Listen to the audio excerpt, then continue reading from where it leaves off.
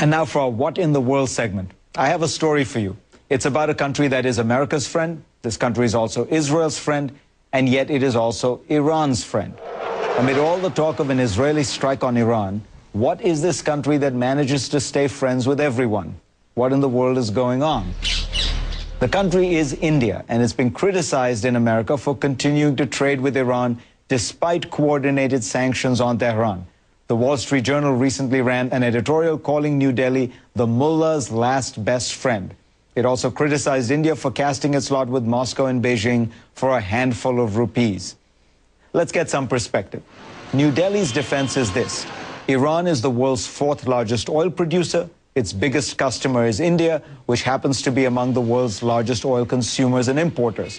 The type of crude best suited for India's needs happens to be Iranian oil. So there's an economic argument here. India needs Iran's oil as much as Iran needs to sell it. There have been reports that the two countries reached a trade agreement to circumvent sanctions.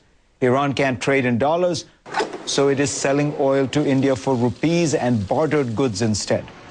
But there are also geopolitical concerns. India lives in a rough neighborhood with an intense rivalry with Pakistan. Pakistan has for decades believed that it needed to limit India's influence in the region, particularly in Afghanistan.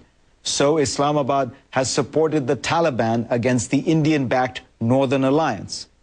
And who has helped India by siding with the Northern Alliance? Iran.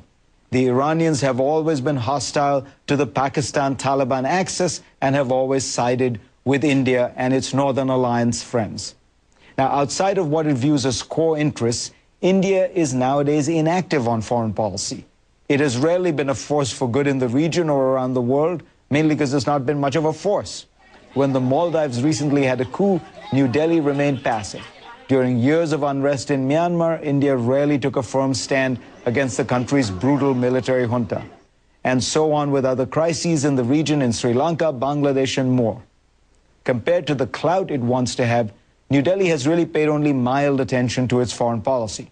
The Economist recently pointed out that India, with its population of 1.2 billion, has fewer diplomats than New Zealand, with a population of just 4 million people.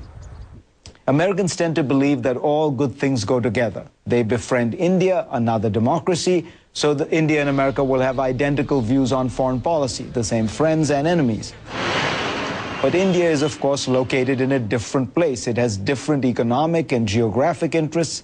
Indians, for their part, think they can be free riders on the international system. They can exploit the stability and security of the current setup and narrowly pursue their own interests. But for the world's largest democracy, that is an unworthy mission.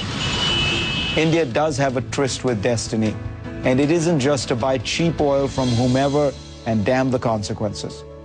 And we'll be back.